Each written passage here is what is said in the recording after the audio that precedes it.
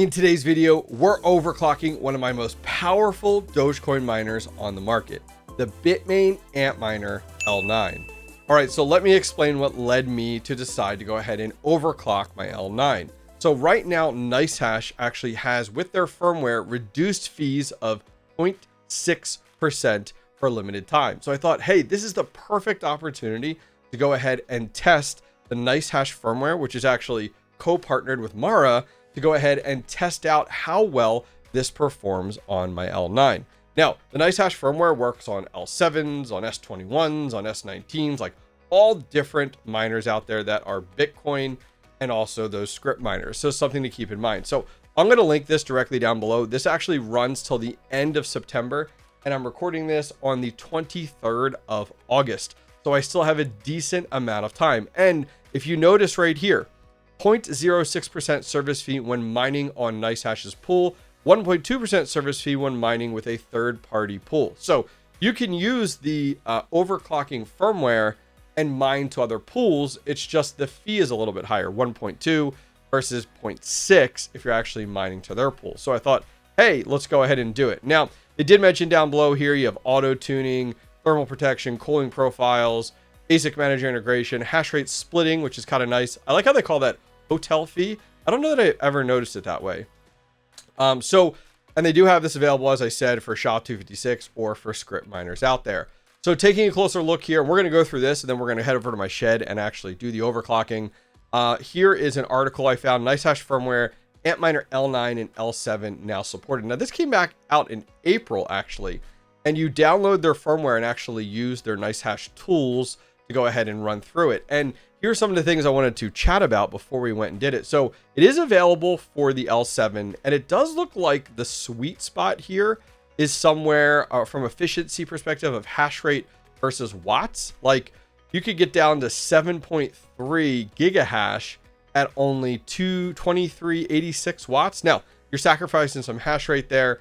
And it looks like right in between here, 8.8 down to 2900 watts. If you really want to get efficient, you have some really good opportunities to kind of focus on efficiency with the L7, or you could say I care less and rack that up to 10.36 on an L7, 10.36 at 3938, which is pretty wild. So looking at the L9, which is what we're going to be playing with today. Now these are 16 gigahash numbers, but we can see the sweet spot actually is the lower the better here. I mean, you could take an L9 down to 8.44 and it's getting 1,530 watts. So like this makes me really think about the potential during a bear market of like, dang, I could crank this down. I guess the setting is called -50 and crank this down and do really well from the efficiency perspective. We can also take our miner and go as high as 18.1, which is wild, 18.01. That's at 4,194 watts. So we kind of have all different options. It's nice to have options versus Bitmain. It's kind of all or nothing, right? And you don't really have options for different hash rate modes and stuff like that. So let's go ahead and head over to my shed and let's go ahead and test this on my Bitmain Antminer L9. All right, we just got over to the ASIC mining property here. We're going to show you guys the shed and then we'll go ahead and install this Nicehash firmware, test it out. I think it'll be a lot of fun. So I'll show you guys exactly how to do that. I was thinking about it on the way over.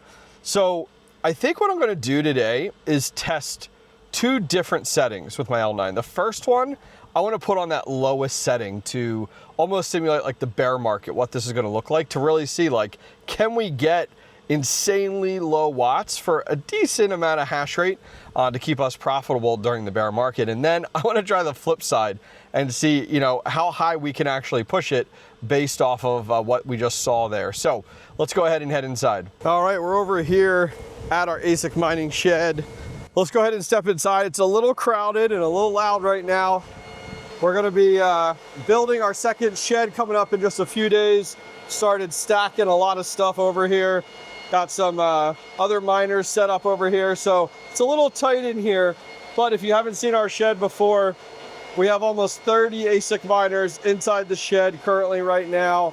A variety of Bitcoin, scripts, and Caspa miners, GPU miner down there, and a bunch of other fun stuff over here.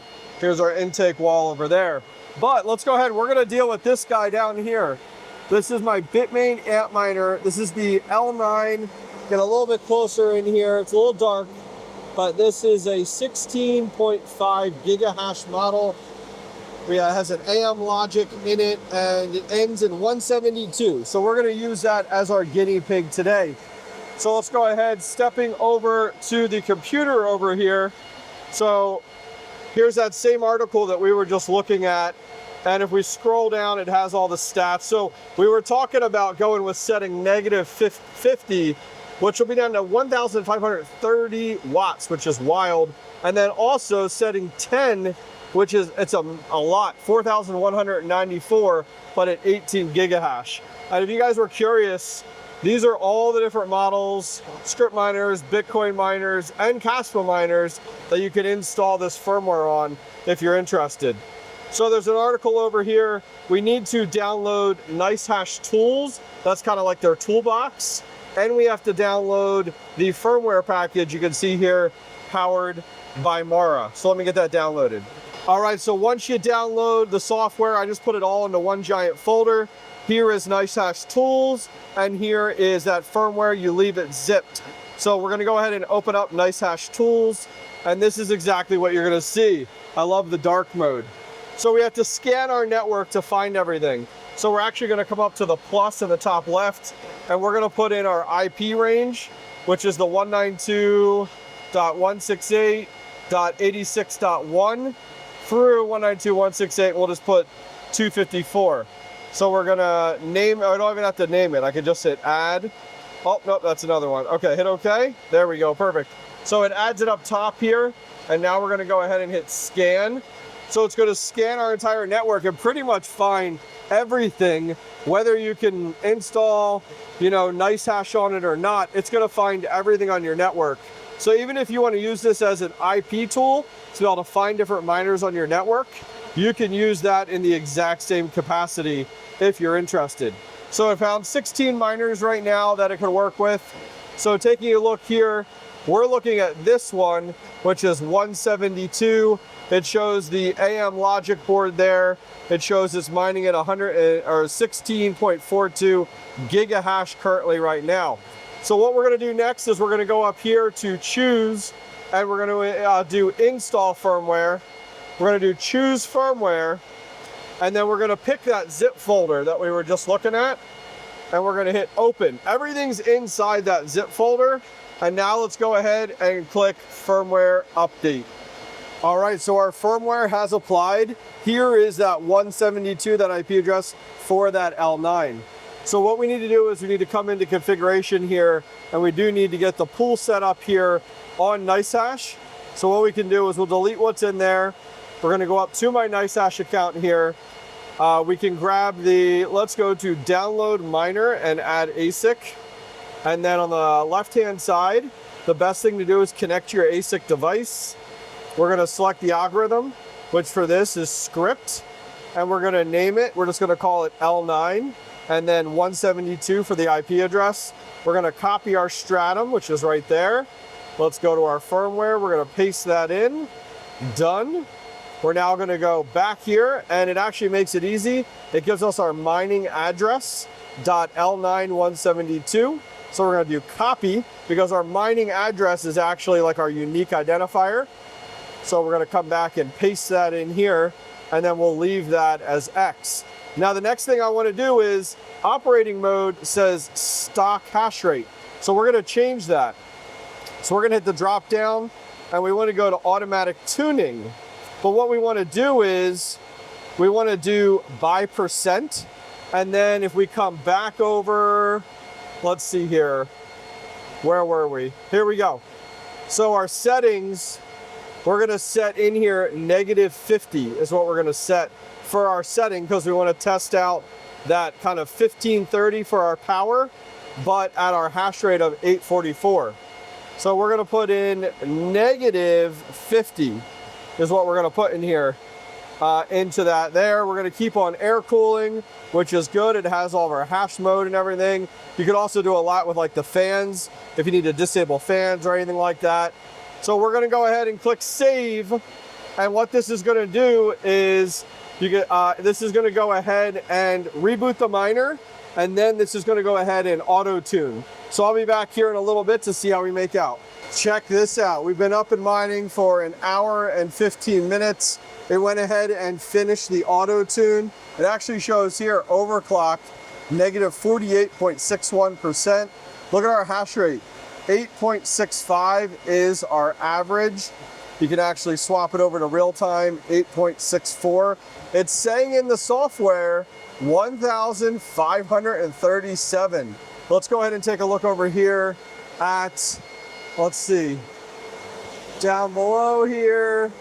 Yeah, look at this, that's really close. 1,544, so like, that's off by what, 5 watts? A little bit more, yeah, that is crazy how close that is to watts at the wall. That's crazy accurate. Within 5 to 10 watts, that's actually really, really good. Taking a look poolside, here's our miner here, our L9 172, and right now, look at that. It's coming in about 9 gigahash is what it's registering poolside. Average is about 7.25. So taking a look at that sheet here, where we're at, 8.44, that's it, right where we're at, and the watts just a tiny bit more, maybe 14 watts more. Now, let's bump it up to a setting of 10 and see if we can up to 18. All right, we've been up and running for quite a few minutes now. We're not quite at 17.7, which is still really, really good. It is saying our power consumption is 4,021. Let's go ahead and take a look at the watts at the wall here. Yeah, we're a little bit different, 4,061. So that's definitely off by quite a bit, off by, you know, quite a number there, about 40 or so, but still, I mean, I'm getting 17 or up to 17.7, so we're definitely going up there. We've only been up for about 12 minutes, but it's slowly increasing, which is really, really good. Probably with a little bit cooler temperatures, I bet you it really pushed that up. But you can see here, like, look at each of these hash boards. That's the nice thing about the Nicehash firmware. 6 gigahash, just shy of 6, just shy of 6 as well. So the nice thing is like you can install this on a variety of different miners out there, and you can do the exact same thing. The configuration is actually pretty intuitive. You know, if we click this drop down here, you could do automatic tuning, you could do fixed frequency. If you want to actually get in the weeds there yourself, you can also do stock hash rate, or you can also do sleep mode if you need to go ahead and do that. But I'm going to keep it right now. I mean, Dogecoin's doing well. We're about 23 cents. I might as well just push this thing as far as we can. I'm not going to go higher than 10%. That's plenty of watts, to be honest with you, the way this is set up. I love the ability to have options. So guys, make sure you take advantage of this. 0.6% up till September 30th. Run the Nicehash firmware on your L7s, L9s, your S21s, your S19, even your Caspa miners. Now scrolling down, I will say, not that I'm encouraging the bear market, but when the bear market comes, think of this, 8.44 gigahash.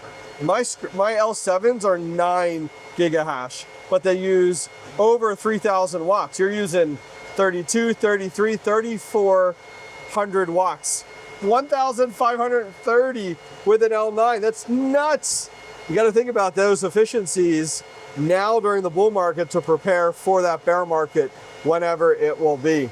Guys, appreciate you guys joining me. I'm going to leave links to everything directly down below, the articles, the tutorials, the how-to guides. I'll check you guys next time. Take care.